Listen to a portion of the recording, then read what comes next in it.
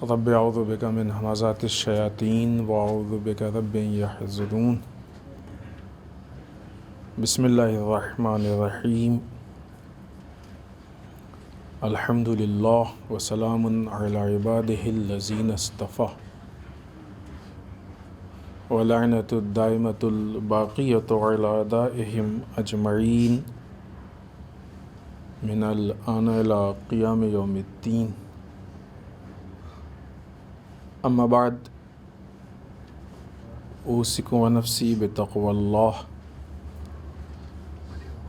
وقال علی بن ابی طالب علیہم الصلاۃ والسلام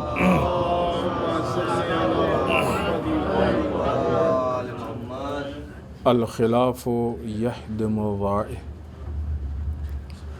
اس پہلے خطبے میں سب سے پہلے اپنے نفس اور آپ سب کو اللہ کے تقوی کی دعوت دیتے ہوئے، اس لیے کہ تقوی الہی یعنی انسان جب اللہ کے بنائے ہوئے نظام اور سسٹم پہ عمل کرتا ہے تو یہ سسٹم پہ عمل کرنا جہاں اس کو خود ایک کامیابی کی طرف لے کے جاتا ہے، فلاح و بہبود کی طرف لے کے جاتا ہے، وہیں دوسری بہت ساری اچھائیوں کے راستے کو کھول دیتا ہے۔ دنیا کے ماحول میں اور حالات میں مختلف جہات سے ہم ایک دو اینگل سے آپ کے سامنے پیش کرتے ہیں۔ اس طرح سے حالات ہے کہ جب انسان عمل کرتا ہے تو جب انسان برائیوں کی طرف بڑھتا ہے تو ایک برائی دوسری مختلف برائیوں کے راستوں کو کھولتی ہے یا انسان کو دوسری مختلف برائیوں تک پہنچاتی ہے، اور جب انسان ایک اچھائی کی طرف بڑھتا ہے تو ایک اچھائی دوسری بہت ساری اچھائیوں کے لیے وسائل، راستے، حالات کو فراہم کرتی ہے۔ اسی لیے کہا جاتا ہے کہ بعض گناہ یا بعض برائیاں، خرابیاں دوسرے گناہوں کے لیے مقدمہ ہوتی ہیں یا سبب یا ریزن بن جایا کرتی ہیں۔ بعض اوقات کچھ ایسے گناہ ہوتے ہیں کہ مثلا جب انسان ایک گناہ کرتا ہے، اس کے اندر ایک برائی آتی ہے تو اس کے نتیجے میں لازمی طور پہ دوسری بعض برائیاں آنے لگتی ہیں، آ جاتی ہیں۔ مثلا اگر انسان کے اندر خود پسندی ہے تو تکبر آئے گا، تکبر کے نتیجے میں پھر دوسرے جو اس کے نتائج ہیں تو وہ کہتے ہیں وہ شاخ لگی ہوئی ہوتی ہے، ایک سے دو چار ڈالیں، پھر ان چاروں ڈالوں سے پھر چار چار ڈالیں، اس طریقے سے۔ اور اسی طریقے سے اچھائیاں ہیں یا گناہوں سے بچنا ہے۔ ایک اچھائی دوسری بہت ساری اچھائیوں کے راستے فراہم کرتی ہے۔ قانون پروردگار، تقوی پروردگار، نظام الہی ظاہر سی بات ہے کہ انسان کو برائیوں سے بچاتا ہے اور اچھائیوں کی طرف لے کے جاتا ہے، اس کے لیے اسباب کو فراہم کرتا ہے۔ جب انسان کسی ایک نیکی کو کرے گا تو یہ ایک نیکی دوسری کئی نیکیوں کے لیے راستہ فراہم کریں گے، سبب بنائے گی۔ انسان تقوی پروردگار پہ چل کے جب کسی ایک برائی کو چھوڑے گا تو ایک برائی نہیں چھوٹی، بہت ساری برائیوں کے راستے بند ہو گئے، بہت ساری خرابیوں کے راستے بند ہو گئے، بریک لگ گیا، اس پہ دیوار اڑ گئی۔ لہٰذا تقوی پروردگار پہ جب انسان عمل کرتا ہے، اللہ کے نظام پہ جب انسان عمل کرتا ہے تو ابھی جس حالت میں وہ عمل کر رہا ہے اور جو اس کے اندر تبدیلی اور اچھائی پیدا ہو رہی ہے، صرف یہی اس کا نتیجہ نہیں ہے، اس سے بہتر نتیجہ فیوچر میں، آنے والے وقت میں۔ فیوچر بہت لمبا نہیں ہو سکتا، 1 گھنٹے بعد، 2 گھنٹے بعد، پھر آگے تک، یعنی آگے کی کوئی انتہا نہیں ہے، لیکن ایسا نہیں ہے کہ نتیجے کے لیے ہم کو کئی سال انتظار کرنا پڑے اس کے بعد، نہیں، نتیجہ فوراً شروع ہو جاتا ہے، اور یہ نتیجہ مسلسل آتا رہتا ہے جب تک کہ انسان خود نہ بریک لگا لے۔ ہاں، جب انسان خود بریک لگا لے گا، اچھائی کو چھوڑ دے گا، برائی کو اپنا لے گا، تو ظاہر سی بات ہے کہ یک بارگی یہ سارا سلسلہ ختم ہو جائے گا، اور نہیں کہ ختم ہو جائے گا، ابھی تک جو اس نے بلڈنگ بنائی تھی اچھائیوں کی، نیکیوں کی، یہ بیٹھ جائے گی، خراب ہو جائے گی، ٹوٹ جائے گی، آہستہ آہستہ ختم ہو جائے گی۔ لہٰذا چاہے نظام پروردگار کہہ لیں، چاہے تقوی الہی کہہ لیں، یہ تقوی الہی اور نظام پروردگار نہ یہ کہ صرف موجودہ زمانے میں فائدہ پہنچاتا ہے، انسان کو فیوچر میں فائدہ پہنچاتا ہے۔ اب آپ تصور کیجئے کہ انسان مثلا اس نے آج اپنے دن کو اچھا گزارا، گناہوں سے اپنے آپ کو محفوظ کر لیا، تو اب یہ آج کی اچھائیاں شروع ہوئیں، برکتیں شروع ہوئیں اس کی، کل بھی اپنے آپ کو اچھا بنایا، تو اب آج کی ختم نہیں ہوئی، یعنی کتنے زیادہ اس میں انسان کی اچھائیاں، نیکیاں نظام کے اعتبار سے، نیکی ثواب اپنی جگہ پہ ہے، اس میں کوئی شک نہیں، نظام کے اعتبار سے کتنے گنا بڑھتی جا رہی ہے، انسان اس کا تصور نہیں کر سکتا ہے۔ دوسری جہت اس کی یہ ہے کہ جب انسان اچھائی انجام دیتا ہے، اس پہ ایک اور اینگل سے بات ہوئی ہے، تو وہ ظاہر سی بات اچھائی معاشرے کے سامنے آتی ہے، جب معاشرے کے سامنے آتی ہے، سماج کے سامنے آتی ہے، تو ایک ماحول بنتا ہے، ماحول کریٹ ہوتا ہے اچھائی کا۔ اسلام یہ نہیں چاہتا ہے کہ ہم اپنے آپ کو اچھا بنا کے گوشے میں، ایک کونے میں بیٹھ جائیں کہ ہم تو اچھے ہیں، دنیا گئی بھاڑ میں، ایسا اسلام نہیں ہے، اسلام اس چیز کو نہیں مانتا۔ اصلاً اسلام میں یہ کوئی مذہب یا کوئی ہدایت کا راستہ نہیں ہے، اسلام ماحول سازی کا مذہب ہے، معاشرے سازی کا مذہب ہے، ماحول بنانا ہماری ذمہ داری ہے، معاشرہ بنانا ہماری ذمہ داری ہے۔ لہٰذا جب یہ اچھائیاں معاشرے میں جاتی ہیں تو پھر معاشرے میں اچھائیوں کا ماحول بنتا ہے، دونوں کا اثر ہوگا، برائیاں معاشرے میں جائیں گی، برائیوں کا ماحول بنے گا، اچھائیاں معاشرے میں جائیں گی، اچھائیوں کا ماحول بنے گا۔ اگر ہم معاشرے میں برائی کو پہنچا رہے ہیں تو نہ یہ کہ ہم صرف اپنے گناہ کے ذمہ دار بن رہے ہیں، بعض اوقات دوسروں کے گناہ کے بھی ذمہ دار بن رہے ہیں، ہم نے ان کے لیے وسائل فراہم کیے۔ اور جب ہم اچھائیوں کو معاشرے میں پہنچا رہے ہیں تو نہ یہ کہ ہم بعض اوقات صرف اپنی اچھائیوں کا اجر لے رہے ہیں، بلکہ دوسروں کے لیے بھی اگر ہم سبب بن رہے ہیں تو اس کا بھی ہم کو اجر مل رہا ہے، اس کا بھی فائدہ ہم کو پہنچ رہا ہے۔ تو دوسری طرف سے یہ جو ماحول بنتا ہے، اس ماحول کا بھی فائدہ ہوتا ہے۔ لہٰذا تقوی الہی، البتہ تقوی الہی اس سے پہلے بھی بات عرض ہوئی ہے اور پھر یادآوری کرا دیں کہ تقوی الہی صرف وہ مخصوص چیزوں پہ عمل کا نام نہیں ہے کہ مثلا انسان صرف نماز، روزہ، دعا، نہیں، یہ ساری چیزیں ہیں، بنیاد ہیں، اہم ہیں، بیس ہے، سب کچھ ہے، لیکن صرف اس کا نام دین نہیں ہے۔ قانون پروردگار میں سب کچھ ہے، گھر کی زندگی کیسی ہو، بازار کی زندگی کیسی ہو، روڈ کی زندگی کیسی ہو، آفس کی، بزنس کی زندگی کیسی ہو، تنہائی کی زندگی کیسی ہو، ہر چیز کے لیے قانون پروردگار ہے۔ اور تقوی الہی اللہ کے قانون پہ عمل کرنے کا نام ہے۔ وہ قانون صرف مصلی کا قانون، نماز و روزے اور حج و زکوٰۃ کا قانون نہیں ہے، وہ قانون انسان کے زندگی گزارنے کا قانون ہے۔ اور اس کے بعد امیر المومنین مولا متقیان حضرت علی بن ابی طالب علیہ الصلوۃ والسلام کے کلمے پہ گفتگو کرتے ہیں۔ امام فرماتے ہیں الخلاف یہدم الرائے، مخالفت صحیح رائے کو بھی برباد کر دیتی ہے۔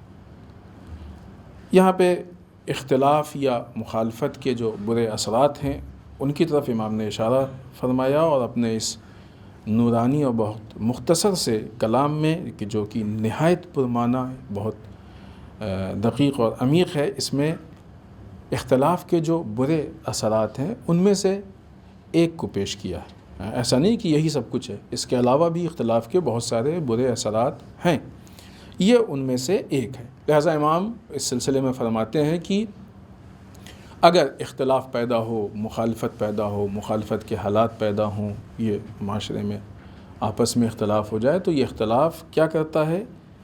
جو صحیح رائے ہوتی ہے، جو تدبیر ہوتی ہے، اس کو برباد کر دیتی ہے، یعنی اس کے نتائج نہیں نکلتے ہیں، یا اگر نکلتے ہیں تو برے نتائج نکلتے ہیں۔ خوب ظاہر سی بات ہے کہ یہ ایسی چیز ہے کہ جو انسان کو بہت زیادہ نقصان پہنچاتی ہے۔ یہ چیز یقیناً معلوم ہونی چاہیے اور ہوگی معلوم کہ ماضی کو اٹھا کے دیکھ لیں کہ جتنے بھی اختلاف ہیں اس کی بنیاد پہ انسان کو سوائے اس کے کہ بدبختی حاصل ہو کچھ نہیں،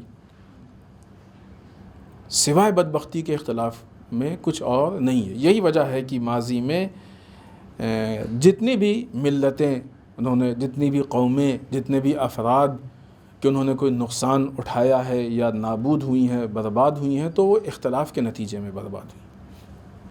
کہیں نہ کہیں اختلاف کی شکل یا اختلاف کی کوئی صورت ان کے یہاں تھی۔ واقعات ہیں، تاریخ میں بہت سارے مشہور واقعات ہیں، شاید ہے کہ وقت نہیں ہے، ورنہ بھی ان واقعات پہ بھی اگر گفتگو کی جائے تو کئی گھنٹے کی گفتگو ہوگی کہ مثلا فلاں واقعے میں فلاں، فلاں واقعے میں فلاں۔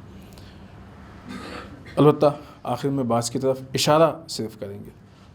اور جتنے بھی قومیں یا جتنے بھی ملتیں، جتنے بھی افراد، جتنے بھی لوگ کامیاب ہوئے ہیں، تو اس میں ایک بہت اہم ریزن اتفاق، آپس میں متفق ہونا، آپس میں متحد ہونا۔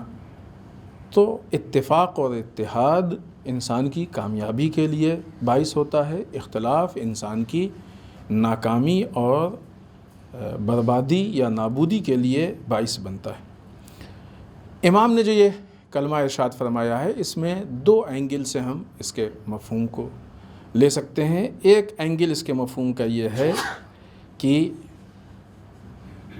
مثلا کسی بھی نیک کام کے لیے، کسی بھی اچھائی کے لیے کچھ لوگ مل کے ایک فیصلہ لیتے ہیں، کچھ لوگ مل کے ایک رائے، سب یعنی منطق اور لاجک، ان ساری چیزوں کے نتیجے میں ایک رائے قائم کرتے ہیں تدبیر کے ساتھ، علم کے ساتھ۔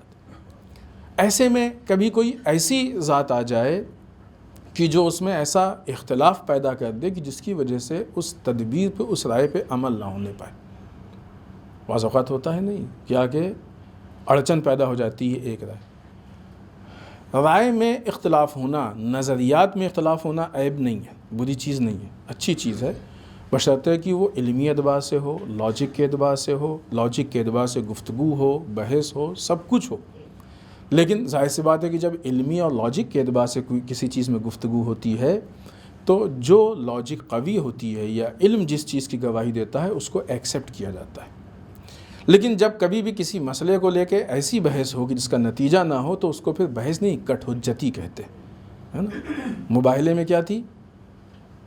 عیسائی کٹ حجتی کر رہے تھے۔ آیت نے بھی یہی کہا کہ رسول علم کے آ جانے کے بعد جو لوگ کٹ حجتی کریں آپ ان کو مباہلے کی دعوت دے دیجیے۔ تو یہ کٹ حجتی یہ جہالت کی بنیاد پہ ہوتی ہے۔ انسان یہ ظاہر تکبر اور جو خود پسندی کے نتیجے میں ہوتی ہے کہ مثلا میں نے کہہ دیا تو پھر کیسے غلط ہے، لہٰذا میری بات کو سب کو قبول کرنا چاہیے۔ اب یہ انسان کسی کی بات کو قبول نہیں کر پاتا ہے، یہ جہالت کی بنیاد پہ ہوتا ہے۔ علم ایکسیپٹ کر لیتا ہے، جیسے ہی دیکھتا ہے کہ ہم سے اچھی چیز ہے اس کو ایکسیپٹ کر لیتا ہے۔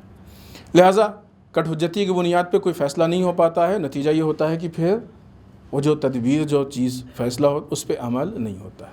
ایک دوسری چیز یہ کہ کہیں پہ یہ کٹ حجتی یا اس طرح کی رائے کوئی فیصلہ لینے ہی نہیں دیتی ہے، فیصلے کی شکل تک ہی انسان نہیں پہنچ پاتا ہے۔ ایک یہ کہ فیصلہ ہو گیا، نتیجہ نہیں آ پایا، دوسرا یہ کہ یعنی اس پہ عمل نہیں ہو پایا، دوسرا یہ کہ نہیں فیصلہ ہی نہیں لینے دیا، بیچ میں آ کے کٹ حجتی کی رکاوٹیں پیدا کی، مشکلات پیدا کی۔ دونوں صورت میں انسان عمل نہیں کر پاتا ہے، اس کے نتیجے تک نہیں پہنچ پاتا ہے، رزلٹ تک نہیں۔ اور یہ دونوں مفہوم امام کے اس قول سے لیا جا سکتا ہے، علماء کا ایسا ماننا ہے کہ اس میں کوئی مشکل نہیں ہے، دونوں مفہوم اس میں لیے جا سکتے ہیں۔ دیکھیں کتنے بھی انسان کی زندگی میں اہم کام ہو، چاہے وہ سوشل ہو، اجتماعی ہو، چاہے انسان کی زندگی کا انفرادی ہو، ذاتی کام میں بھی انسان لوگوں سے مشورہ لیتا ہے۔ اچھا یہ الگ بات ہے کہ انسان کتنا بھی کٹ حجتی کرے، کچھ بھی کرے، لیکن ذاتی معاملے میں جب اس کو سمجھ میں آتا ہے کہ فائدہ اور نقصان تو وہ فوراً ایکسیپٹ کر لیتا ہے۔ ساری مشکلات جو ہوتی ہے وہ اجتماعی کاموں میں ہوتی ہے، سوشل کاموں میں ہوتی ہے، کیونکہ اس کو وہاں پہ اپنی ذات پہ کوئی نقصان سمجھ میں نہیں آتا ہے۔ تو بہرحال انسان کوئی بھی فیصلہ لے اس کے لیے فکر کرنا اہم ہے، بغیر غور و فکر کے نہیں ہو سکتا ہے، سوچنا، تدبیر اور ان ساری چیزوں کے نتیجے میں صحیح فیصلہ۔ خوب اگر انسان ان مراحل سے گزرے گا تو خود بخود کوئی اختلاف نہیں بچے گا۔ اختلاف نظر ہوتا ہے، ہر مرحلے پہ ہوگا، لیکن جب علمی اعتبار سے ایک ایک اسٹیپ گزریں گے تو گفتگو ہوگی، بحث ہوگی اور ایک نتیجہ سامنے آئے گا اور لوگ اس سے اتفاق کریں گے اور آگے بڑھیں گے۔ لہٰذا اس صورت میں بڑھنے میں فائدہ بھی ہے، کوئی نقصان بھی نہیں ہے، اختلاف بھی نہیں ہے اور انسان نتیجے تک پہنچ جاتا ہے۔ لیکن اگر یہ صورت نہیں ہے تو پھر ایسی صورت میں مشکل پیش آتی ہے، کٹ حجتی کی صورت آتی ہے، بہت ساری چیزیں ایسی ہوتی ہیں کہ وہ پریشان، نہ یہ کہ صرف یہ مراحل ہوں۔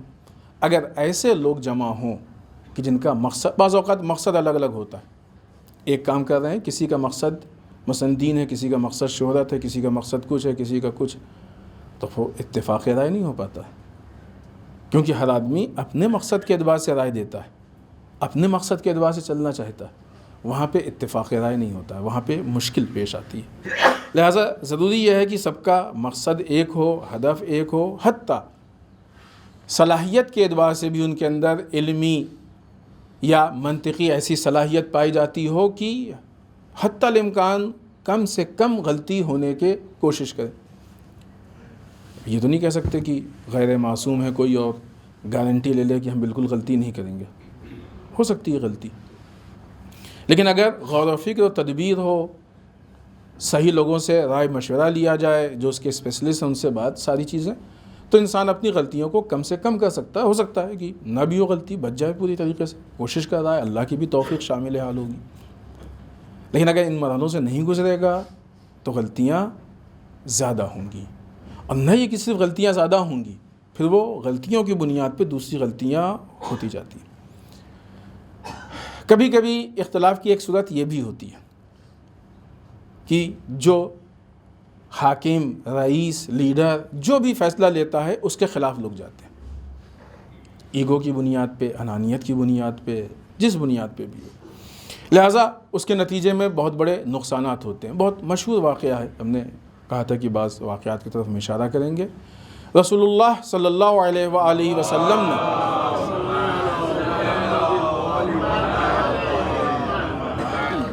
زندگی کے آخری لمحے میں جو لوگ آس پاس تھے ان سے کاغذ و قلم مانگا تاکہ اپنی امت کے لیے کچھ لکھ دیں۔ اس کا امت کو فائدہ ہونا تھا، لوگوں کو اندازہ بھی تھا کہ رسول کیا لکھنے والے ہیں۔ جو رسول لکھنا چاہتے تھے اگر وہ رسول لکھ دیتے تو یقین مانے کہ جتنی بدبختیاں آج دکھ رہی ہیں، جو مشکلات، پریشانیاں، دقتیں نہیں ہوتی، شاید دوسرا راستے سے کچھ دوسری، لیکن اتنی بدبختی اس حد تک نہیں پہنچ پاتی۔ آج مسلمان کتنے نقصان سے گزر رہا ہے، انہی تفرقے کی وجہ سے، فرقوں کی وجہ سے، مشکلات کی وجہ سے۔ کتنے مسلمانوں کا قتل عام ہوا، ہو رہا ہے، ماضی میں ہوا، کتنوں کی جانیں گئیں، کتنوں، اتنے بڑے نقصانات سے، ساری چیزوں سے لوگ بچے ہوتے، ایک شخص کی وجہ سے کہ جس نے کہا کہ نہیں۔ پھر اس کے بعد جب اس نے منع کیا تو کچھ لوگوں نے اس کا سپورٹ کیا۔ ایک شخص کی وجہ سے رسول کو کاغذ و قلم نہیں دیا گیا۔ آج کتنے بڑے بدبختی سے امت مسلمہ گزر رہی ہے ایک شخص کی وجہ سے۔ روایات میں ہے واقعہ، سب نے پڑھا ہے، آپ بارہا سنا ہوگا آپ نے، یہ نہیں۔ یہ اختلاف صحیح رائے پہ عمل نہیں کرنے دیتا ہے، صحیح مقصد تک نہیں پہنچنے دیتا۔ یا دوسری مثال اس کی جنگ احد، یہ واقعات آپ کی نگاہوں کے سامنے، اس لیے مثال دے رہا۔ فوج نے، مسلمانوں نے، امت نے رسول اللہ صلی اللہ علیہ وآلہ وسلم کی بات کو نہیں مانا۔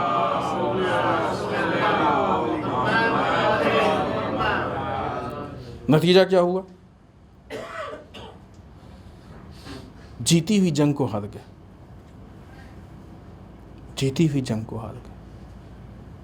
صفین میں کیا ہوا؟ کچھ لوگ جو سامنے آ گئے، صفین کی جنگ ایک دم مولا کائنات جیتنے والے تھے، ظاہر ہے مولا کائنات کے زمانے کی جنگ ہے، بات اس پہ ہو چکی، ایک دم آخری مرحلے میں تھی۔ تھوڑی سی تبدیلی کی وجہ سے کچھ لوگ مخالفت میں آ گئے، کچھ دیر کی بات تھی، کچھ مرحلوں کی بات تھی، بہت مختصر سی، ایک دم آخری مرحلے میں تھی جنگ، حالات خراب کر دیا۔ نتیجہ کیا ہوا کہ امت مسلمہ کو جو خیر و برکت ملنے والی تھی وہ چھن گئی۔ ایسے کتنے واقعات ہیں جو تاریخ میں محفوظ ہیں، موجود ہیں، کہ جس کی وجہ سے یہ مشکلات پیدا ہوتی ہیں۔ لہذا رسول اللہ صلی اللہ علیہ وآلہ وسلم کا ایک قول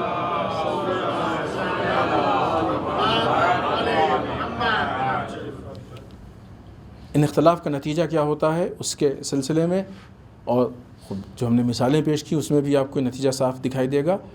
رسول فرماتے ہیں کہ اپنے پیغمبر کے بعد کوئی بھی امت ایسی نہیں ہے کہ جس میں اختلاف ہوا ہو مگر یہ کہ باطل حق کے اوپر غالب آ گیا۔ جب کوئی بھی امت اپنے پیغمبر کے بعد اختلاف کرتی ہے نا، مخالفت آپس میں پیدا کرتی ہے، تو اس کا نتیجہ کیا ہوتا ہے؟ باطل حق پہ غالب آ جاتا ہے۔ دوسرے الفاظ میں کہا جائے کہ یہ جو اختلاف ہوتا ہے، در واقع اختلاف کا نتیجہ کیا ہوتا ہے؟ آپس میں اختلاف ہوتا ہے نا، غیر سے تو نہیں ہوتا۔ تو اختلاف کا مطلب یہ ہے کہ حق کو کمزور کرنا، نتیجے میں باطل کو قوی کرنا۔ یقیناً جو لوگ کہتے ہیں ان کی نیت یہ نہیں ہوتی ہے، ان کا ارادہ نہیں ہوتا ہے، مقصد یہ نہیں ہوتا، لیکن نتیجہ یہی نکلتا ہے۔ یہی وجہ ہے کہ دوسری طرف سے اگر آپ دیکھیں تو بہت سے ایسے مواقع ہیں کہ جہاں پہ ائمہ نے ایسے حالات پیش آئے لیکن وہاں پہ خاموش رہ کے اختلاف کی صورت نہیں پیدا ہونے دی تاکہ اپنی طاقت کو بچا لے جائے۔ انہیں سبط اکبر جناب امام حسن مجتبی علیہ السلام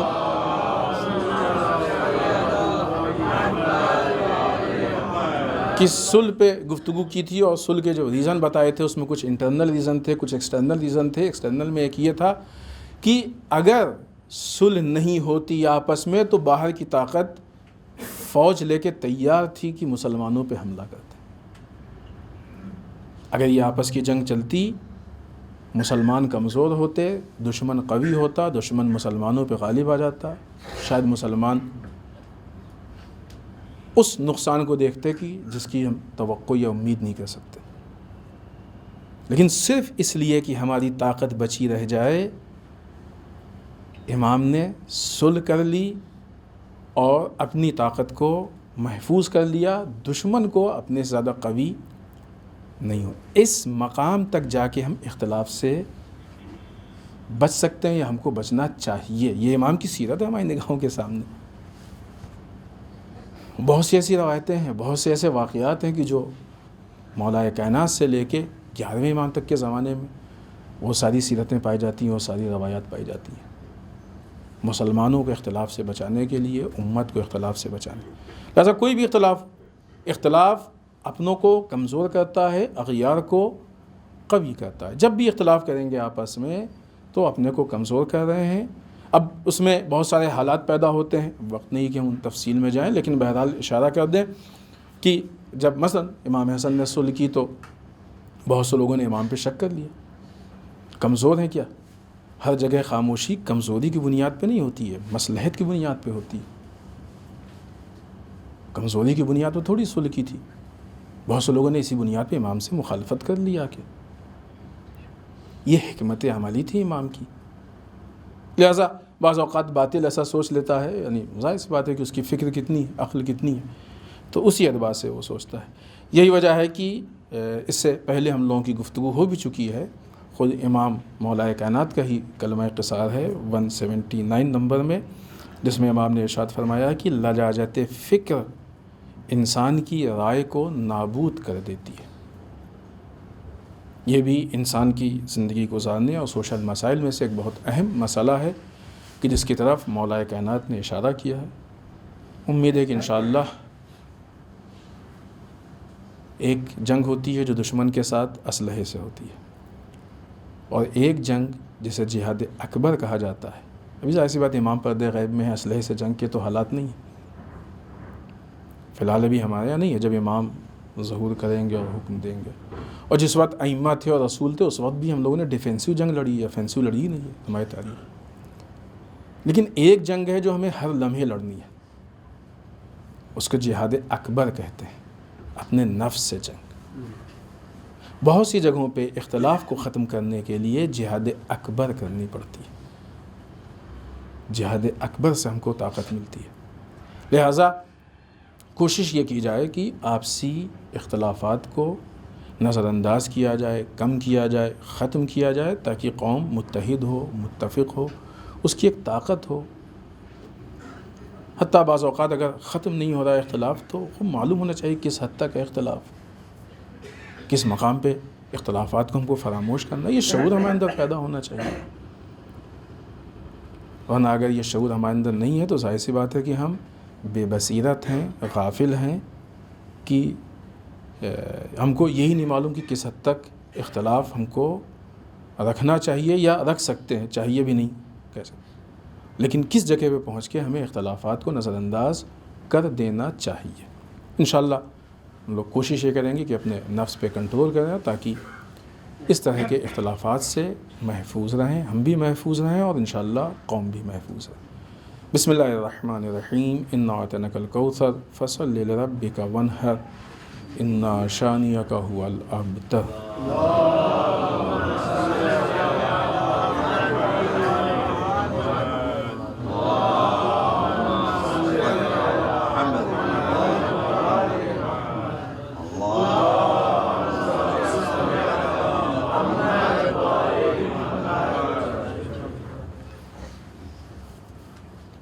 رب اعوذ بک من همزات الشیاطین واعوذ بک رب ان یحضرون۔ بسم اللہ الرحمن الرحیم، الحمد للہ الذی لا یبلغ مدحتہ القائلون ولا یحصی نعمہ العادون ولا یودی حقہ المجتہدون۔ اللہم صل وسلم علی صاحب الدعوة النبویہ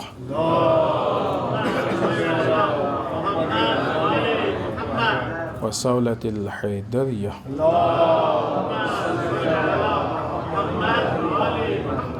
والعصمة فاطمیہ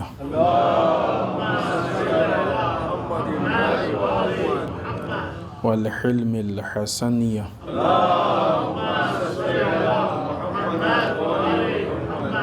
وشجاعة الحسینیہ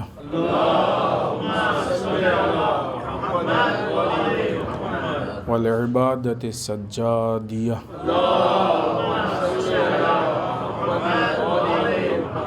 والآثار الباقریہ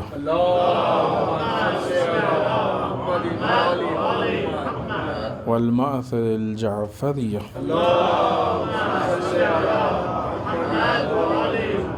والعلوم الکاظمیہ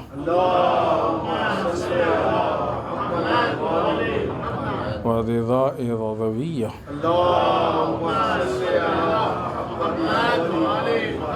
والجود التقویہ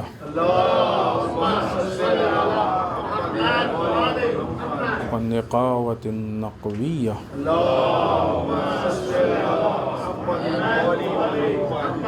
والہیبة العسکریہ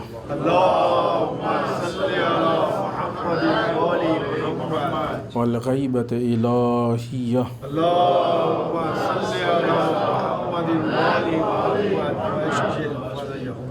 ولعنة الدائمة الباقیة على أعدائهم أجمعین من الآن إلى قیام یوم الدین، اما بعد۔ اس دوسرے خطبے میں ایک بار پھر اپنے نفس اور آپ سب کو اللہ کے تقوی کی تاکید کرتے ہوئے اس ہفتے کے مناسبات میں سب سے پہلی مناسبت اسلامی کیلنڈر کا ایک اہم مہینہ ماہ رجب المرجب کا آغاز۔ ظاہر سی بات ہے کہ ہر روز ہم کو نیک عمل کی کوشش کرنی چاہیے، تقوی کی کوشش کرنی چاہیے، اپنے کو بہتر سے بہتر بنانے کی کوشش کرنی چاہیے۔ مومن کے 2 دن ایک جیسے نہیں ہونے چاہیے، اور اگر ایک جیسے ہو گئے تو اس کا مطلب کہ مومن ایک دن مر گیا، زندہ نہیں تھا۔ زندہ ہوتا تو آگے بڑھتا، لیکن اس کے باوجود یہ جو مہینے ہیں رجب، شعبان اور ماہ مبارک رمضان، یہ خصوصی مہینے ہیں اپنے اندر تبدیلی پیدا کرنے۔ یہ وہ مہینے ہیں کہ جس میں انسان اپنے آپ کو مخلوقات سے مستغنی کر لے اور اللہ کی طرف لوٹ جانے، توحید کے مہینے، تقوی پروردگار کے مہینے، تدبیر، فکر، تفکر، بصیرت کے مہینے، جس کے نتیجے میں انسان مختلف جہت سے کمال کی طرف جاتا ہے۔ دوسرے الفاظ میں کہا جائے کہ اپنے آپ کو کمال تک پہنچانے کے مہینے۔ ماہ رجب آپ دیکھیں کہ وہ انشاءاللہ ہم لوگ پڑھتے بھی ہیں اور پھر انشاءاللہ پڑھیں گے، وہ دعا کی جو بہت مختصر سی ہے، نماز کے بعد پڑھی جاتی ہے۔ یہ بات ہم نے اس سے پہلے بھی عرض کی اور پھر یاد دلا دیں، کبھی بھی کوئی دعا پڑھیں تو یہ ہم کو معلوم ہونا چاہیے کہ ہے کیا دعا میں۔ یہ دعا خالی الفاظ کے ادا کر دینے کے لیے نہیں ہے۔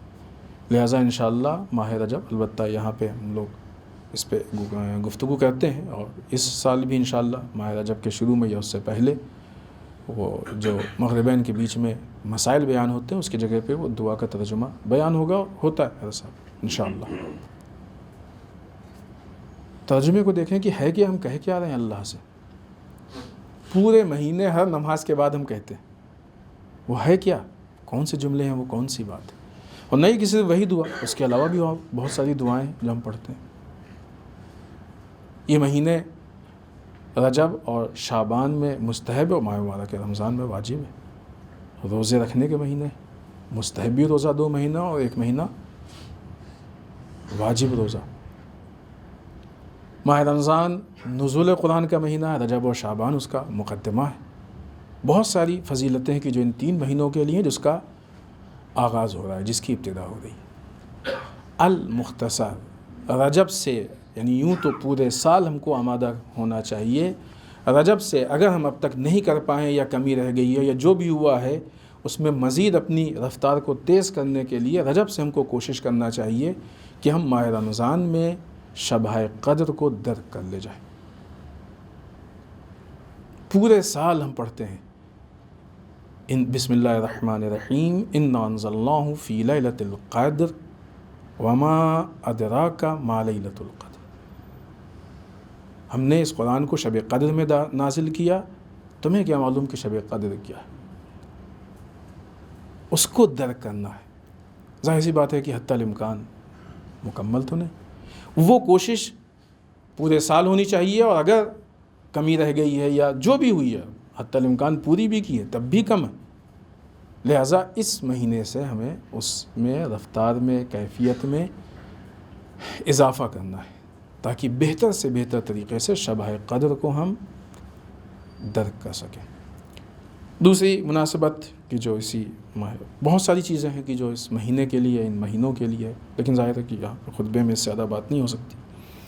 دوسری مناسبت، آغاز ماہ رجب میں پہلی ہی تاریخ کو ہم سب کے 5ویں امام محمد باقر علیہ السلام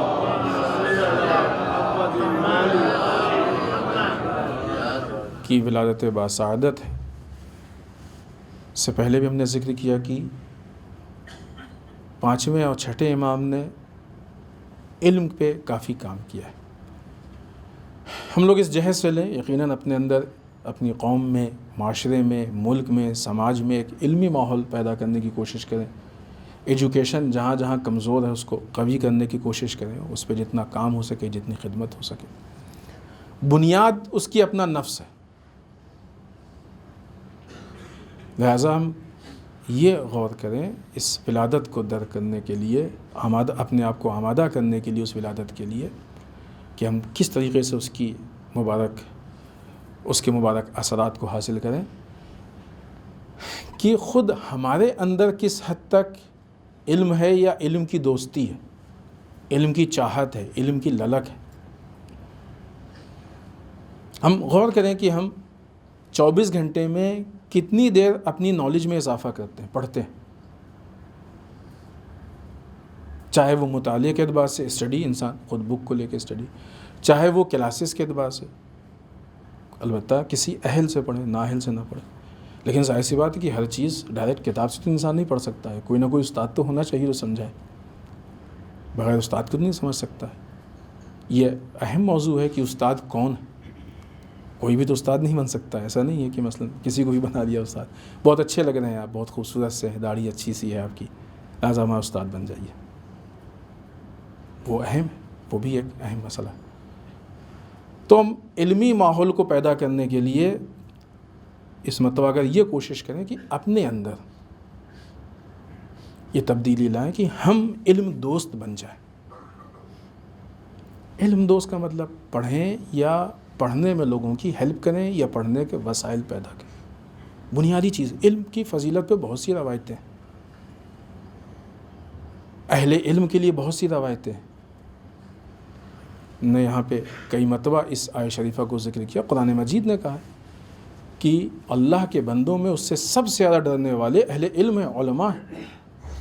علماء سے مطلب ہی نہیں کہ جو لوگ امامہ آبا قبا پہنتے ہیں، نہیں، جس کے پاس علم، جس کے پاس جتنا علم ہوگا اتنا اس کے پاس خوف خدا ہوگا. جاہل نہیں ڈرتا اللہ سے، جس کے پاس علم نہیں ہوتا وہ اللہ سے نہیں ڈرتا. اسی لیے بعض اوقات تعجب ہوتا ہے، بعض لوگ بڑی ہمت سے حرام کام کر لیتے ہیں یہ جانتے ہوئے کہ حرام ہے. تعجب ہوتا ہے کہ بھائی اتنی ہمت ان کے اندر آئی کہاں سے کہ اللہ کے مقابلے میں. لیکن ہے لوگ کر رہے ہیں کیونکہ اہل علم نہیں ہے. اپنے اندر علم پیدا کریں تاکہ نفس میں تبدیلی پیدا ہو، اللہ کا خوف پیدا ہو، نفس بہتری کی طرف جائے. ہم اس علم کے راستے پہ آگے بڑھ کے پانچویں امام کی اس تحریک کو، کہ جس کی بنیاد انہوں نے رکھی تھی. لیکن علم میں صرف ایک چیز نہیں ہے، یعنی ہر فیلڈ کے علم، اور امام نے بھی اسی کی بنیاد رکھی تھی. امام کی اس تحریک میں ہم مدد کر سکتے ہیں، اور اس تحریک کے اعتبار سے ہم آج بھی امام کے ناصر، مددگار، چاہنے والے، بہت سی چیزیں کی جو ہمارے امام کے بیچ میں رشتہ قائم کرتی ہیں، ان ساری نسبتوں کو حاصل کر سکتے ہیں. تیسری مناسبت آنے والی 3 تاریخ ہے کہ بعض روایات کے اعتبار سے 10ویں امام، امام علی نقی الہادی علیہ السلام کہ شہادت کی تاریخ. البتہ ایک اور روایت کے اعتبار سے وہ ایک تاریخ گزر چکی ہے، اور اس پہ اس مسئلے میں اس مناسبت پہ ذکر بھی ہوا ہے. موجودہ حالات کے اعتبار سے بہت ساری چیزیں ہیں، ہم تھوڑا سا تیز بیان کریں گے، ورنہ یہ چیزیں وہ ہیں کہ جو مزید وضاحت کی. 20 جمادی ثانیہ کے موقع پہ رہبر معظم نے مداح ان لوگ کہتے ہیں کہ جو تعریف کرتے ہیں، مدح سے ہے مداح، یعنی عموماً شعراء ہوتے ہیں. ذاکرین بھی عموماً اس طرح کے لوگوں کو کہا جاتا ہے. ایسے لوگوں کو بلا کے ایک گفتگو کی تھی. یہ گفتگو رہبر معظم کی موجود ہے، بہت ہی مفید گفتگو ہے. ہم اس میں سے کچھ پوائنٹ یہاں پہ پیش کیے دے رہے ہیں تاکہ کس حد تک ہم لوگ خود، ہم سب کو، یعنی ہم اپنی ذات کے لیے بھی اس بات کو محسوس کریں کہ ہمارے لیے بے انتہا مفید ہے، تو جتنا ذکر ہوگا وہ ہمارے لیے بھی مفید ہوگا. لیکن بہرحال ہم سب کو معلوم ہونا چاہیے کہ ذمہ داری کیا ہے. ان چیزوں کی طرف رہبر معظم نے توجہ دلائی ہے. کچھ پوائنٹس ان میں سے ہم یہاں پہ ذکر کر رہے ہیں. انہوں نے کہا کہ آپ کو یہ معلوم ہونا چاہیے کہ ذاکر اور مداح کی حیثیت سے آپ کہاں کھڑے ہیں. اس اینگل سے جو آپ کی ذمہ داریوں میں فرق ہوتا ہے، جو آپ کے اوپر ذمہ داریاں عائد ہوتی ہیں، کس ذمہ داری کے مقام پہ آپ کھڑے ہیں. مثلا اگر ہم جا کے اسٹیج پہ کھڑے ہو جاتے ہیں یا یہاں پہ آ کے کھڑے ہو گئے تو خوب اس جگہ کی ایک ذمہ داریاں ہوتی ہیں، اس کے کچھ تقاضے ہوتے ہیں، ان کو ہم فراموش نہیں کر سکتے. یہاں پہ آنے کے بعد یہ نہیں ہے کہ مثلا ہم یہ چاہتے ہیں کہ نہیں، یہ جگہ کیا چاہتی ہے وہ اہم ہے، اس کا تقاضا کیا ہے. اس لیے ہم کہیں گے یہ بہت تفصیلی چیز ہے کہ اس کی وضاحت کی ضرورت ہے. ابھی زیادہ وقت نہیں ہے کہ ہم وضاحت کریں، لہٰذا ہم صرف ان باتوں کو پیش کی دیں. آپ کو یہ معلوم ہونا چاہیے کہ اس حیثیت سے آپ کہاں پہ کھڑے ہیں. انہوں نے کہا کہ آپ کو مداحی کے اس دلچسپ، یعنی ظاہر سی بات ہے کہ شاعری کے ذریعے سے لوگوں کے اندر ایک شوق پیدا ہوتا ہے سننے کا، اچھی لگتی ہے شاعری اچھی. کوئی بھی بات اگر شعر کی شکل میں کہا جائے تو لوگوں کو دلچسپی پیدا ہوتی ہے. تو دلچسپ اور اہم کام کے ذریعے اسلام کی خدمت کرنی ہے. ظاہر اسلام کی خدمت کے لیے اسلام کی خدمت کس پہلو سے؟ بہت سارے پہلو ہیں. ائمہ کی سیرت کو پیش کرنا، ائمہ کے کردار کو پیش کرنا. ایسا نہ ہو کہ مثلا شاعری صرف کچھ واقعات میں محدود ہو کے رہ جائے، یا ذاکری صرف خود کچھ واقعات میں محدود ہو کے رہ جائے.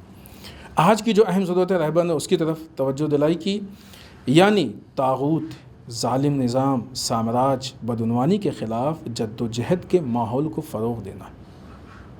اور صحیح معنوں میں دیکھیں تو آج کا تبادلہ یہی ہے. آج کا تبادلہ یہی ہے. جو آج کا طاغوت ہے اس کے خلاف آواز اٹھانا آج کا تبادلہ.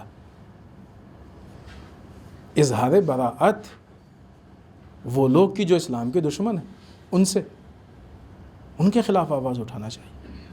اب ایک اس کا ماحول بنے کہ آج جو لوگ اسلام کو نقصان پہنچانا چاہ رہے ہیں ان کے خلاف ہم کیا کر سکتے ہیں. دوسری طرف سے پھر ان لوگوں سے کہا ہے کہ ایک ماحول، ایک کلچر آپ لوگ آمادہ کریں، یعنی یہی مداح اور ذاکرین.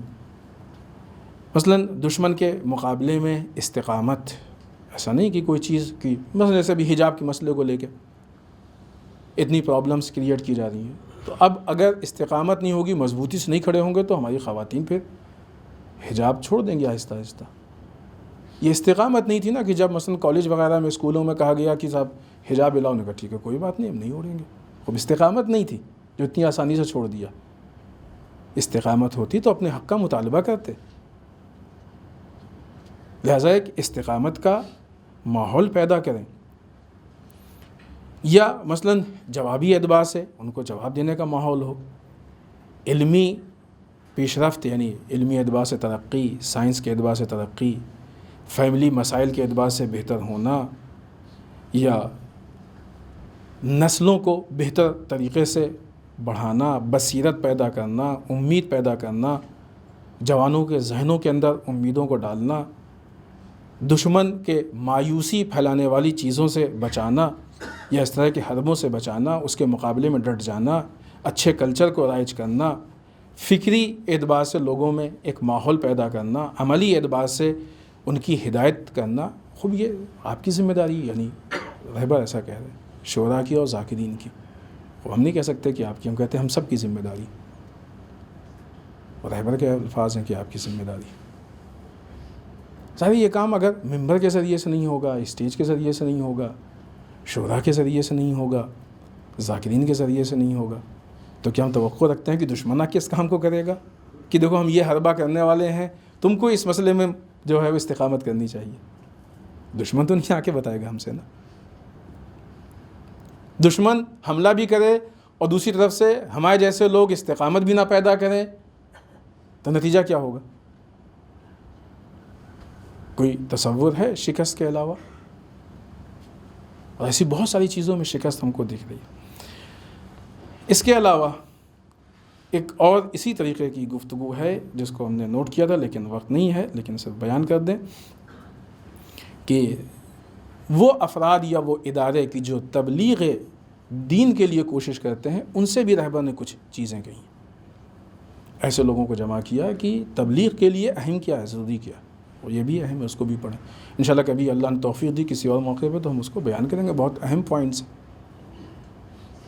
اور ظاہر سی بات ہے کہ دین کے لیے، دین کو قوی کرنے کے لیے، آگے بڑھانے کے لیے بہت اہم.